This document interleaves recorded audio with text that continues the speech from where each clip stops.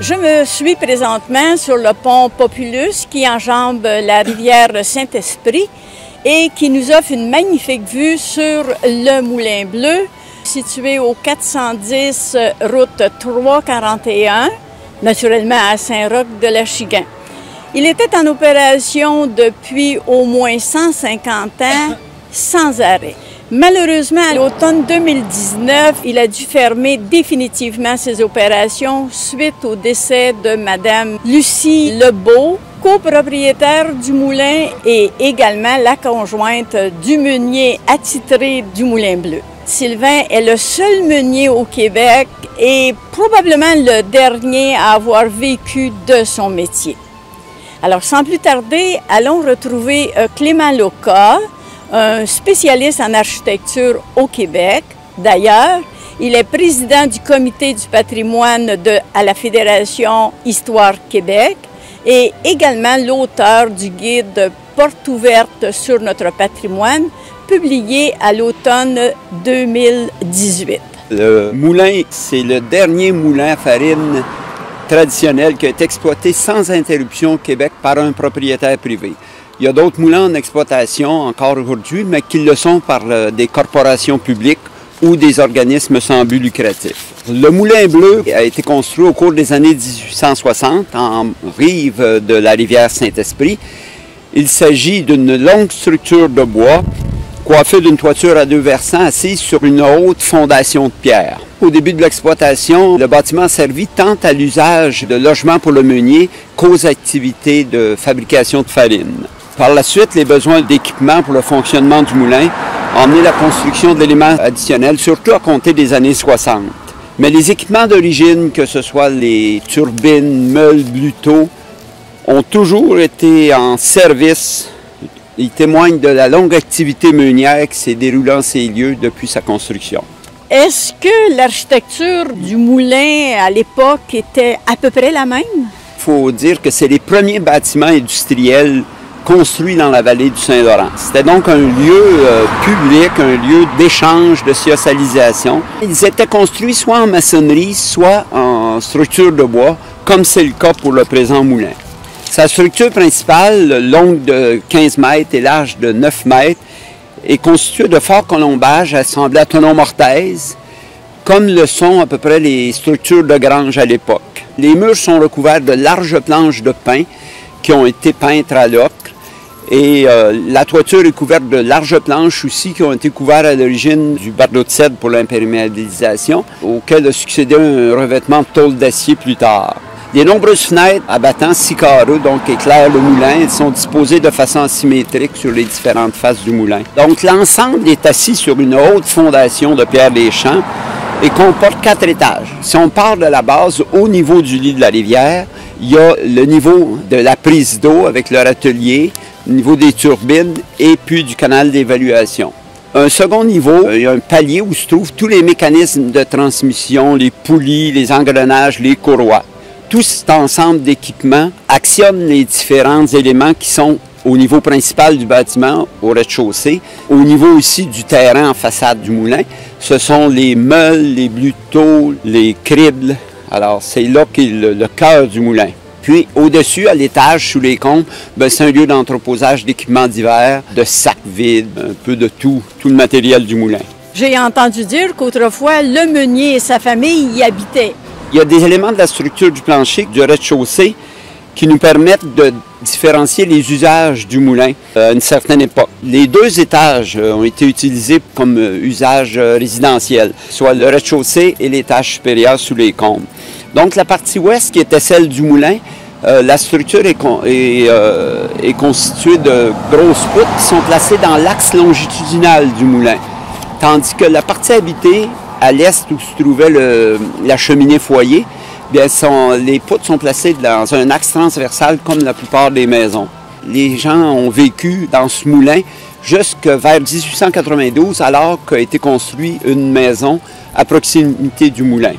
Les besoins d'espace supplémentaire pour l'exploitation du moulin, puis l'inconfort relatif des lieux, ont amené la migration vers la maison qui était en face du moulin. Si le ronron du moulin pouvait endormir les bébés, peut-être qu'à la longue, c'est un peu lassant. Et on me disait justement qu'il y a 9 enfants qui vivaient au-dessus du moulin. Oui. Alors, quand le moulin était mis en marche, ça devait être assez vibrant au niveau des planchers, j'ai l'impression. Exactement. Durant les 150 ans, le moulin doit avoir été différent. Les équipements se sont ajoutés, j'imagine. Le moulin a subi au cours des années des modifications, des agrandissements nécessités par l'installation de nouveaux équipements, les nouvelles méthodes de travail. Toutefois, la partie arrière, qui est située en bordure de la rivière, a conservé son aspect original avec son planchage de bois et ses fenêtres à battants. À part la construction d'un élévateur en 1940, les autres équipements sont apparus après les années 60. Donc, cet élévateur a été transformé, a été remplacé en 64 par un équipement de plus grande dimension, en même temps que la construction d'une annexe pour un séchoir. Par la suite, un bâtiment servant de réserve pour les grains a été construit à l'ouest du moulin, tout près du pont ici. Et en 70, à l'est du moulin a été construit un entrepôt, de même qu'un bureau. Finalement, le dernier élément rajouté est un silo de métal qui a été ajouté en 1978. Qui dit moulin dit barrage nécessairement. L'élément le plus important pour un moulin qui est actionné par la force hydraulique, c'est la présence d'un barrage en rivière afin d'assurer un niveau et un débit d'eau suffisant pour toutes les opérations du moulin. Donc, le barrage initial, en 1860, c'était constitué d'une structure de bois en forme de caisson rempli de pierre qui était ancrée dans le lit de la rivière et muni d'un parement amont en madrier embouffeté qui assurait l'étanchéité. En contact de l'eau, les madriers gonflaient et assuraient l'étanchéité. Vers les années 1900, l'arrivée d'un nouveau matériau qui était le béton, ils ont remplacé le barrage existant en bois qui nécessitait beaucoup d'entretien, surtout pour résister aux crues printanières, donc à pousser les glaces lors des crues printanières, qui par la suite a été rehaussé à quelques reprises, donc en 1920, à 2 reprises, la dernière fois étant en 1960. Ceci afin d'assurer un débit suffisant pour continuer l'opération du moulin, surtout dans les périodes, dans les saisons, le débit d'eau baissait beaucoup. Ce barrage d'une hauteur d'environ 3 mètres comprenait aussi une prise d'eau munie de 3 portes et d'un râtelier, 3 vannes pour réguler le débit. Par la suite, après avoir fait tourner les turbines, l'eau était retournée à la rivière par un canal d'évacuation qui était sur le roc. Nous allons nous diriger vers la deuxième maison du meunier où tu pourras nous parler d'architecture. La maison du meunier a été construite vers 1892 sur une fondation de moellons, donc de pierre. La structure est constituée de madriers superposés, sciés et cloués, tant pour le corps principal du bâtiment, qui est une maison mansarde, que pour l'annexe, qui comporte un toit à 2 versants. Le toit mansarde était un type architectural à la mode dès les années 1880. Ce type de toiture permettait d'obtenir à l'étage la même surface qu'au niveau du rez-de-chaussée, comparativement aux maisons avec les toitures à 2 pentes qui limitaient l'usage au second étage. La galerie couverte en façade est une addition qui est postérieure à la construction. Le toit de tôle est probablement d'origine et un revêtement de planche à clin couvrait tout l'ensemble de ces 2 parties de bâtiment. Puis ça a été recouvert au cours des années 60 par un parement en stuc et ça a servi d'habitation pour le meunier et sa famille depuis lors. Je dirais en conclusion que je considère que ce moulin devrait connaître une seconde vie et que l'activité devrait se poursuivre pour le plaisir des palais et des yeux. Allons retrouver Laurier Dugas, chroniqueur chevronné à la Société d'histoire. Depuis plus de 16 ans, il nous a fait profiter des faits que son père Élie racontait au fur et à mesure que la vie se déroulait à Saint-Roch-de-l'Achigan et ses environs. Joint à ses nombreuses lectures et à ses heures incalculables de recherche, Laurier serait à mesure de nous parler très longuement de l'histoire du moulin. Saint-Roch a déjà compté plusieurs moulins à farine, à scie, à carde. On oublie souvent l'importance que les moulins avaient autrefois dans le développement des villes et des villages. Et Saint-Roch ne fait pas exception parce que dans son cas, l'avantage qu'il y a, c'est qu'il y a eu ici, il y a 2 rivières à Saint-Roch. Il y en a une qui est la rivière de l'Achigan qui traverse le territoire de Bon-Abord et il y a aussi, où on est aujourd'hui, la rivière Saint-Esprit qui fait la limite entre les paroisses de Saint-Esprit, Saint-Roch et Saint-Roch-de-l'Achigan. Donc, ça fait plus de moulins. Ce qui veut dire qu'en termes pratiques, des moulins à eau il y en a eu 5 certains, un 6e dont on est un peu incertain, mais bon, quand même, alors, il y en a eu 3 qui étaient sur le territoire de Saint-Roch-de-L'Achigan, puis il y en avait 2 autres ou 3 autres, ça dépend de si je parle de moulin inconnu, parce qu'il y aurait eu le nom celui-là. C'est ça qui fait l'intérêt de tout ça, c'est le fait qu'il y en a eu au total 5 moulins à eau. Tu as fait mention tantôt de différents moulins, les moulins à cartes, même il y a eu un moulin à Bordeaux à un moment donné, mais ils ont disparu dans le paysage en général. Ce qui a resté dans tous les cas, ça a été les moulins à farine et les moulins à scie. Les moulins à cartes, ça a disparu comme tel. Les moulins à fouler, il y a eu aussi des moulins à fouler. Alors, comme quoi, mais il y a une chose qu'on peut se permettre de remarquer, c'est que le seul qui a été uniquement un moulin à farine, c'est celui dans lequel on se retrouve ici aujourd'hui. Alors, donc, c'est ça qui est l'intérêt peut-être de cette partie-là de la situation. Ensuite, si je continue, je parle de mentionner rapidement les divers moulins. Il y a le moulin seigneurial, qui est un très vieux moulin construit en 1771. Il a été en opération jusqu'en 1903. Mais aujourd'hui, ce moulin-là, qui est à la sortie du village, côté est, là, quand on rentre dans le village, ce qu'on appelle la presqu'île Masson ou la pointe Masson, il n'y a plus rien du tout. On trouverait rien comme, à moins peut-être de creuser, puis même encore, je ne suis pas sûr qu'on réussirait à trouver quelque chose d'intéressant, parce que pour tout, ça fait au-delà de 100 ans qu'il est disparu. Bon, ça, c'est le premier moulin qu'on a eu à Saint-Roch. Il y a eu ensuite le moulin Leclerc, qui lui est à côté du pont, au centre du village.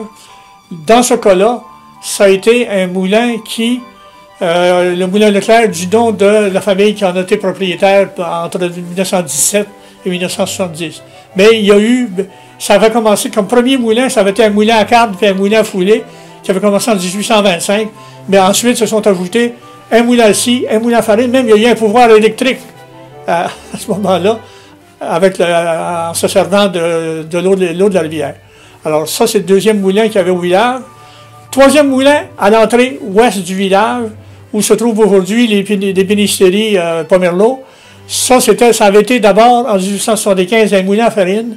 Autour des années 1900, ça a été, on n'est pas toujours sûr des dates, par exemple, puis des années, mais il s'est ajouté un moulin à cartes, puis un moulin à farine, à ce moment-là. Mais autour de 1920, le Pitt, qui était le propriétaire de ce moulin-là, je dis le Pitt, j'aurais dû le dire avant, on disait le moulin du Pitt, c'était le surnom d'Édouard Saint-André, qui avait eu ce moulin-là, qui l'a eu, lui, de 1917 à 1944. Ça a passé entre les mains d'un autre Saint-André, Aldéric III, celui-là, juste pour nous mêler. Puis ça, c'était les moulins de Saint-Roch. Si je m'en viens maintenant sur la rivière Saint-Esprit, le premier moulin dont on doit parler, c'est effectivement le moulin d'Alcide. Le moulin d'Alcide, du nom de celui qui était propriétaire en 1919 autour de 1955, 60, quelque chose comme ça. Ça a été même un gros moulin. Aujourd'hui, le moulin passe au feu en 68, si je me rappelle bien, là. Et il n'y a plus grand-chose aussi, quoi qu'il y a quelqu'un qui se rendrait sur les lieux, il trouverait la traversée d'eau, là, puis l'ancien barrage, il reste quand même encore des vestiges ou ces choses-là. Mais aussi, c'est un autre moulin qui a disparu, mais qui a été un moulin très important. Dans une certaine période, moi, je sais que mon père m'en parlait, il engagé du monde l'hiver pour faire du bois. Puis ces gens-là habitaient dans la maison. C'était un moulin immense, puis il y avait 3 ou 4 bâtiments là-dedans. Mais ça a fini uniquement par un moulin à scie. Le moulin à cartes a disparu du paysage, puis le moulin à farine aussi, même s'il on l'a eu pendant un certain nombre d'années. Dernier ou avant-dernier, comme je l'ai dit tantôt, c'est le moulin ici, seul moulin à farine dans tout l'eau. On a des doutes sur le début, parce qu'on ne sait pas qui l'a construit, qui l'a fait construire, on n'a pas de contrat dessus. Sauf qu'on sait une chose, c'est que, de façon certaine, il y en avait un autour de 1980, mais d'après en fonction des recherches qu'a faites Jean-René Thiot quand il a écrit le livre Parcours de bâtisseur à Saint-Roch-de-L'Achigan, à ce moment-là, on est en mesure de dire que En 1860-61, il y en avait un qui était probablement celui-là. Mais il y a des contrats qui nous manquent pour être capable de dire de façon exacte qu'est-ce que c'est. Puis pour finir, quand je parlais du moulin inconnu, ça, ce qui est arrivé dans cette affaire-là, c'est que la seigneuresse Faribault a vendu en 1867 à Aldéric Saint-André un emplacement le long de la rivière Saint-Esprit avec comme obligation de faire disparaître sur les lieux les bâtiments qu'il y avait. Mais on fait mention qu'il y avait déjà eu un moulin et le moulin avait passé au feu à peu près. On pense qu'il a passé au feu parce qu'on n'a pas cette explication-là. Mais en tout cas, ça fait le tour des moulins si on peut se permettre de dire rapidement. D'ailleurs, la Société d'histoire a comme projet d'écrire un livre sur les moulins de Saint-Roch et Laurier va être un précieux collaborateur. Pour enchaîner, vous m'avez dit aussi que les familles Saint-André, Henry et Lafortune ont joué un rôle très important dans le Moulin Bleu. Est-ce que vous pouvez nous en parler? En fait, les Saint-André, d'abord, on peut dire qu'il y a trois familles au total. La première famille, à partir du début de 1860, aller jusqu'en 1941, c'était les Saint-André. Parce que ça a passé entre les mains d'Aldéric d'abord, évidemment, mais ensuite, ça a été Loric, après ça, ça a été Odillon. Ensuite, ça a passé à la famille Henry. Rémy Henry, qui a acheté en 1941, il a eu jusqu'en 1959. À ce moment-là, Rémy Henry, en passant, était le père de Madame Lafortune, dont on va parler tantôt, qui s'appelait Marielle Henry, plus précisément, qui était la mère de Sylvain. En fait, en 1959, la famille Henry a vendu à Henri-Albert Lafortune et Marielle Henry. Et ces gens-là ont acheté ça avec l'intention de transformer le moulin pour en faire un moulin pour commercer la farine de sarrasin.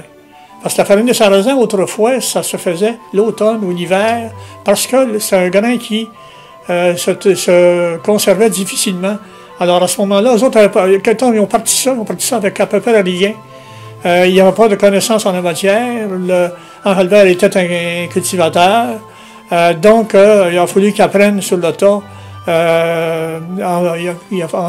a trouvé des références auprès d'un petit vieux de Sainte-Élisabeth dans ces coins-là, qui a montré comment piquer les meules, parce que ça, c'est un des éléments importants de la conservation de la farine de sarrasin. C'était justement qu'elle était traitée correctement, ce qui veut dire qu'il fallait qu'elle soit criblée d'abord dans un premier temps, il fallait qu'elle soit séchée ensuite. Puis là ensuite, quand on pouvait se permettre de faire de la farine de sarrasin à l'année longue, ce qui autrefois n'était pas le cas. Parce que du temps de M.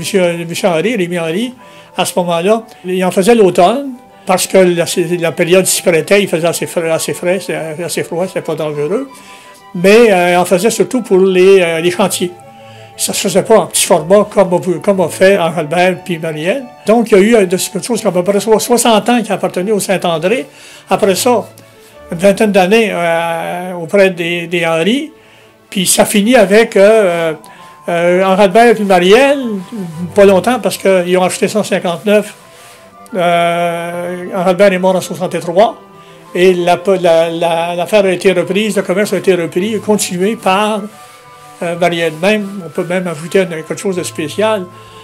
Henri Albert et Marielle avaient décidé de faire des travaux pour rénover le moulin et puis de le mettre plus à leurs mains, si on peut employer ce terme-là. Mais comme il est décédé, la journée avant que l'entrepreneur en construction arrive, et Mme Henry a décidé de continuer, ce qui était particulièrement rare, et elle en a fait le commerce qu'on a connu, qu'elle a eu jusqu'en 1977, puis là c'est Sylvain qui a racheté les moulins, qui en est propriétaire, ou qui en est avec son épouse qui est décédée il n'y a pas longtemps. Voilà, pour cette partie-là. Alors, on peut vraiment conclure que Mme Marielle Henry était une femme d'affaires influente pour l'époque aussi, alors qu'il y avait peu de femmes d'affaires. À Saint-Roch, ils ont fait une affaire, ils ont reconnu ses talents, mais elle était vraiment la seule femme d'affaires du lot. Tous les autres, c'est des hommes. C'est ce qui est pas... c'est ce qui est peu rare. Maintenant, dites-moi, on raconte plusieurs histoires circulent au sujet du nom Moulin Bleu, mais d'après les contrats que vous avez consultés, d'où vient le nom de Moulin Bleu? On ne trouve nulle part. Parce qu'en fin de compte, le Moulin Bleu, moi j'ai toujours pensé, mais là, il y a 400 versions différentes, certaines assez rapprochées les unes des autres, d'autres complètement différentes. Mais bon, moi pour mon point de vue, c'est que, bon, j'ai été élevé dans le coin, moi, mon père faisait affaire ici, mon père avait une mémoire de chien, comme on dit, mais j'ai jamais entendu parler qu'on employait le mot Moulin Bleu. En fait, Jean-René Thiotte, quand il a fait ses recherches, avait trouvé un contrat intervenu en 1866, encore avec Mme Falibault et Aldéric, où on faisait référence à la place du Moulin Bleu. Mais les moulins avaient passé au feu, alors qu'ils appartenaient à Mme Falibault. Mais on dit que les Henry, pendant qu'il en était propriétaire, l'avait appelé le Moulin Bleu. Moi, je n'ai jamais entendu parler, je suis assez étonné de ça. Sauf que, bon, je ne peux pas dire que c'est impossible. Pas plus que je m'imagine qu'eux autres c'est d'avis contraire. Si moi je disais que j'y crois pas à cette version-là, simplement. Qui dit moulin dit meunier. Alors, allons retrouver Sylvain pour une visite en détail. Je dirais que Sylvain est un meunier dans l'âme. Pendant plus de 40 ans, il a vécu pour son moulin. Il a passé des heures incalculables à réparer différentes pièces sans jamais avoir de manuel d'instruction. Il a amélioré certaines techniques qu'il inventait tout simplement par intuition. On dirait que c'est un autodidacte qui a toujours voulu aller plus loin dans la connaissance de son métier. Quand il a connu Lucie, il lui a transmis sa passion pour son moulin. Ils ont toujours aimé leur moulin et je pense que Sylvain aime encore son moulin. Alors, nous sommes au niveau du sol. J'imagine que c'est par ici qu'entraient les céréales. Quand les grains arrivaient, oui. Par la cour, il y avait ce qu'on appelle une trémie d'entrée, qui est de l'autre côté du moulin. Fait que les camions pouvaient reculer. Ils dompaient dans la trémie. Il y avait une espèce de petite vis qui servait comme de régulateur, qui amenait ça à l'élévateur. L'élévateur, c'est des petits godets. C'est pour monter, en fait, le grain en haut. Il y avait à peu près 60 pieds. Fait que ça montait et ça s'allait dans un réservoir. Mais si c'était à l'automne, si c'était du grain pour, comme du sarrasin qui arrivait brut, bien, la première chose qu'on faisait, c'est qu'il y avait une prise d'échantillon, classer le grain, de le payer selon un prix acceptable pour tout le monde, qui était régulier, c'était le même prix. Fait que le grain, on l'envoyait dans un séchoir. Le séchoir est de l'autre côté, on séchait le sarrasin. Ce qu'on faisait après, on le renvoyait dans un silo, dans une réserve de 200 tonnes. Puis durant l'hiver, on prenait le grain et on le ramenait au moulin pour le moudre. Et d'où venaient les céréales? Les céréales, je peux vous dire qu'ils venaient d'à peu près partout au Québec. Puis le sarrasin, ça dépendait des années. Des fois, c'était dans le comté de Vaudreuil-Soulanges. Après ça, ça a été... Présentement, c'est du Lac-Saint-Jean. La grande majorité du sarrasin est cultivée. Parce que c'est pas tout le monde qui cultive du sarrasin, c'est certaines personnes. Et j'imagine que vous n'avez pas seulement moulu du sarrasin. Est-ce qu'il y avait d'autres céréales? On faisait toutes les céréales. Du sarrasin, du blé pour faire du pain, de la farine du blé d'automne pour faire la farine à pâtisserie. On faisait un petit peu de sec. On aimait dire qu'on touchait à tous les grains. Mais c'est sûr que notre sarrasin, c'était le gros volume. Le moulin était organisé en fonction du sarrasin. Et est-ce que la farine de sarrasin était faite à l'année ou vous aviez des périodes pour différentes céréales? C'était à l'année. Au début, je peux vous dire que le sarrasin, c'était l'automne. C'était à peu près 4-5 mois dans l'automne. C'était une période, là, tout se faisait. Parce que, tranquillement, pas vite, le monde, on dirait que ça s'était devenu à l'année. C'était à l'année. Il y avait peut-être un petit peu plus à l'automne, un petit peu plus au printemps, mais c'était à l'année. Le blé, ben, c'était les boulangers. Les boulangers, eux, fonctionnaient à l'année. Puis j'avais des crêperies, le blé d'automne, le blé... ça, c'était aussi à l'année. Ouais. Et puis, vous avez parlé que les céréales arrivaient par camion, oui. Petits, gros camions? En dernier, c'était des gros camions. C'était plus des petits camions. Si au début, c'était des petits camions, là, c'était des petites voitures, des petits camions. En dernier, c'était des énormes camions. Et dans le temps de votre mère, est-ce qu'il y avait déjà le camion ou c'était encore des chevaux, des voitures tirées par des chevaux? Moi, j'ai pas connu ça, mais il y avait des voitures tirées par des tracteurs, par exemple. Il y avait beaucoup de voitures tirées par des tracteurs. Et les camions, c'était des petits camions. Pour vous donner une petite idée, dans ce temps-là, moi, dans la journée, mon ouvrage était de recevoir le sarrasin et de le mettre dans le séchoir. Ben, je passais quasiment la journée, un camion, tu sais, 2-3 camions pour le remplir, puis le soir, je le séchais.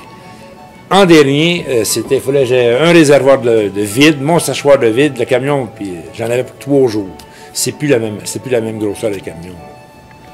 Et puis, quand vous parlez de séchoir, est-ce que vous pouvez m'expliquer comment on faisait sécher? Le séchoir, en fait, c'est tout simplement, c'est que vous aviez une espèce de contenant avec une partie vide au milieu où on avait le brûleur. On disait le plénium. Fait que la chaleur rentrait, puis après on sortait avec le grain. Et le grain, lui, il circulait sur les côtés. Il circulait toujours. C'était un séchoir à batch qu'on appelle.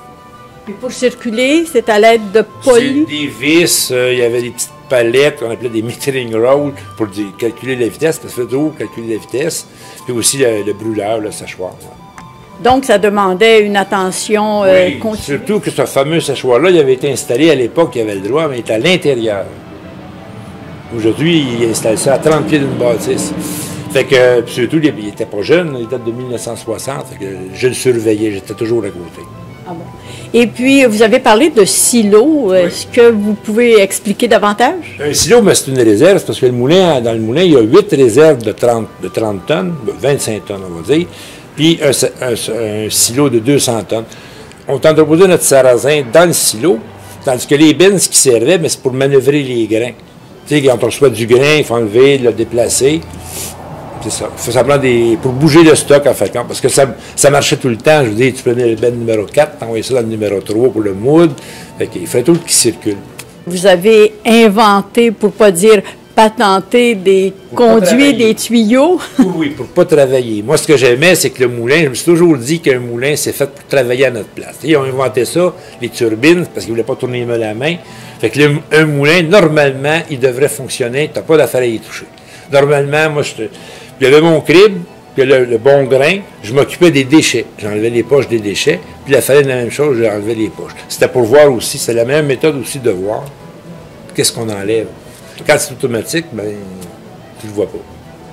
Alors, j'aurais dû ajouter que vous étiez un penseur et un ingénieur à... Un patenteux. Je dirais qu'un meunier, ça prend un bon patenteux. Puis il faut aller voir ailleurs aussi, moi, des choses que j'ai vues dans un livre, comment c'était fait, que j'ai essayé de refaire pareil, là. Mais toujours avec ce qu'on avait, là. Nous nous retrouvons maintenant au niveau de l'eau, je dirais au sous-sol du moulin. On y retrouve machines, courroies, polis. Tous les mécanismes que vous avez décrits, c'est ce qui servait autrefois à donner la transmission. À partir des turbines, la transmission du pouvoir aux machineries en haut. On est complètement au-dessus de la rivière. Il y avait le canal pour apporter l'eau, mais il y avait aussi, au début, il y avait des portes. Ça, c'était pour faire de l'entretien. Vous aviez après ça ce qu'on appelait le râtelier. Ça l'empêchait les bouts de bois de pénétrer dans les turbines. Après ça, là, vous aviez des turbines. Chaque turbine avait sa porte. Il y en a une qui servait au crible, puis l'autre qui servait à la meule. C'est ça qu'on a défait. On peut voir là, les nouveaux mécanismes, là, un moteur, puis les nouveaux engrenages. Mais autrefois, il y avait une espèce de grosse roue là, qu'on appelait un rouet. C'est des engrenages métalliques, mais vous aviez des dents en bois. Ça, ils appellent ça des aluchons de bois. C'était pour empêcher l'usure. C'était les dents qui usaient au lieu de recevoir des engrenages. Et les dents, vous étiez obligé de les changer? Oui. C'était peut-être tous les 2-3 ans qu'il fallait changer les dents. Oui. Ah bon, ça se brisait par la glace, par le débit d'eau? Ça, les dents, c'était l'usure. C'est à force de tourner, c'était l'usure qui faisait qu'en fait, ils finissaient par user, puis là, ça commençait à... Il y avait de l'espace. Il y avait aussi le problème que c'était des roues d'engrenage qui dataient de, je sais pas, un siècle ou deux, puis que c'était peut-être pas techniquement parfait, et qu'ils usaient pour rien. Et le canal de fuite? Ça, le canal de fuite, c'est après. C'est quand l'eau sort du moulin, quand il sort des turbines. Il fallait le nettoyer parce que s'il y avait trop de débris, ben, vous savez, une turbine, quand ça fonctionne, c'est le niveau entre les deux eaux, entre les eaux hautes et celles bas. Au printemps, quand on fait ça, il n'y a plus de fosse. On a vu des bottes en bas. C'est parce que l'eau, il y a souvent de l'eau. Hein. L'eau monte un peu. Fait que si j'ai affaire à aller travailler, aller voir mon crible, puis il y avait aussi, j'ai mon élévateur principal, qui, elle, est complètement dans le fond. Fait qu'il fallait que je la protège, parce que si je reçois du grain puis l'eau était haute, c'est pour ça aussi qu'il y a des sacs, je fais une digue pour empêcher que l'eau monte. Vers quelle date, à peu près, as-tu installé l'électricité pour faire L'électricité dans le moulin, ça a commencé graduellement. Je dirais dans les années 75, tranquillement pas vite, ils ont installé une bluterie électrique. Il y avait la meule, mais ce qui arrivait, c'est qu'on marchait les deux. C'était les deux. Tandis que dans mon temps, là, je suis peut-être 2 ans, moi j'ai acheté en 78, donc les années 80, là c'est devenu complètement électrique. Il y avait plus de machines aussi, c'était plus compliqué. plus fiable aussi? C'est ça. Puis c'est beaucoup moins, comme je dis, tu prends un petit moteur, tu le mets en haut d'une tête d'élévateur, tu pars. Tandis qu'avant, mais une force motrice, toutes les courroies qui montent ça en haut, ça en faisait. Puis aussi le fait de dire que les arbres de transmission, ça avait 4 pouces de diamètre. C'était énorme. Fait que quand ça faisait défaut, ça coûtait une fortune. Et j'imagine, avant, quand vous utilisiez la force de l'eau, il y avait l'entretien du barrage. Oui, il fallait s'occuper du barrage, il fallait s'occuper des turbines, oui. Et qu'est-ce qui arrivait l'hiver quand l'eau gelait? Nous autres, je ne sais pas si c'était utile, mais ce qu'on faisait, c'est qu'on allait casser la glace, qu'on appelle. On faisait comme une espèce de petit trottoir au barrage, à peu près 2-3 pieds, qu'on cassait la glace. Il fallait l'entraîner tout l'hiver. Au début, c'était assez... quand tu y allais la première fois, c'était assez énervant, mais après ça allait bien. Parce que tu cassais juste 2 pouces, mais tu étais sur 4 pouces, tandis qu'au début, tu étais sur 2 pouces, tu cassais 2 pouces. Fait qu'il fallait être bien sûr que ça ne craque pas en arrière. Mais on savait que le barrage, la manière qu'il était fait, qu'on pouvait sans trop de danger. On continue la visite avec, je dirais, le cœur du moulin, les meules.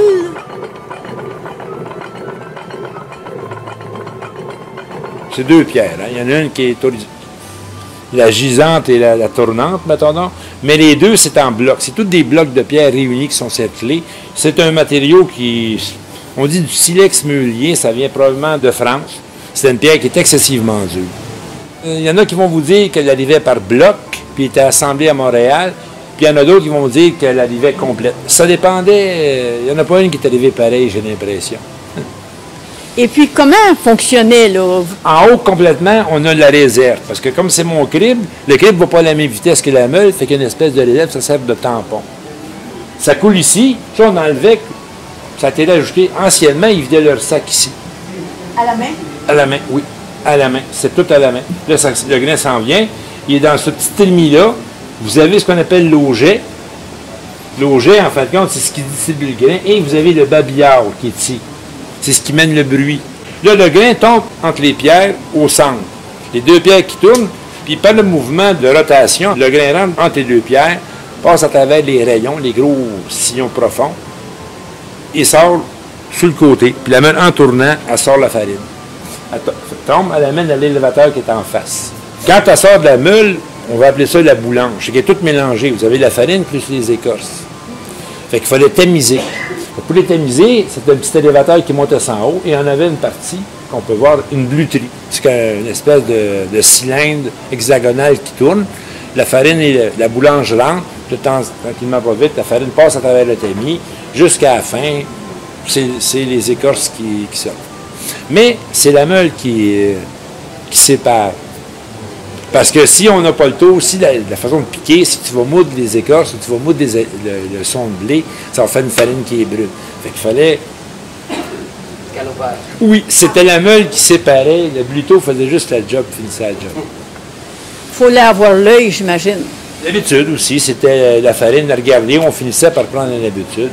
Il y a une façon de la regarder de la farine pour...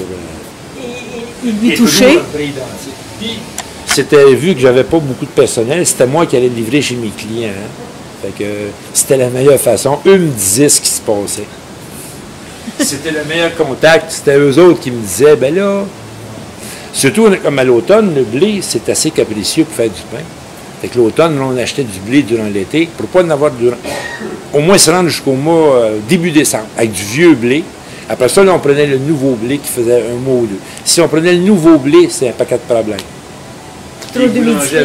Non, c'est que, je sais pas, le blé n'était pas stable, le pain venait gonfler. Les boulangers avaient de la misère. Il valait mieux attendre, prendre du... D'où on disait qu'il fallait que la farine ait du plancher aussi. Souvent, on pouvait la laisser dans l'entrepôt peut-être 2 semaines, ce qu'on ne faisait jamais, là. Mais dans le temps, on pouvait le faire. Puis les meules, j'imagine, ça doit être entretenu. Les meules, il faut qu'ils soient ce qu'on appelle piqués, parce qu'ils viennent qu'ils n'ont plus de mordant. Je vous dirais même que c'est peut-être ça qui les use le plus que le grain, c'est quand on les pique. Le travail qu'on fait qui va les user.